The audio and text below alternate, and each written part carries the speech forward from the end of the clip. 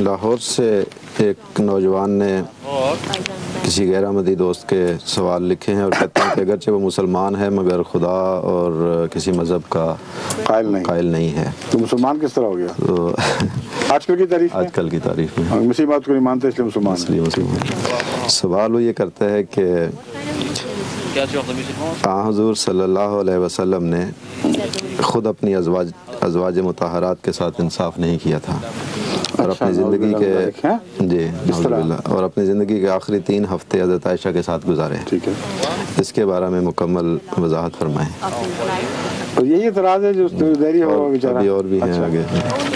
واقعہ یہ ہے کہ حضرت صلی اللہ علیہ وسلم کی بیماری میں جو دیکھ بھال تھی، جس مستعدی سے حضرت عائشہ رضی اللہ تعالیٰ عنہ آپ کا خیال رکھ سکتی تھی اپنی عمر اور صحت کے لحاظ سے، باقی ازواج کے لیے ممکن نہیں تھا.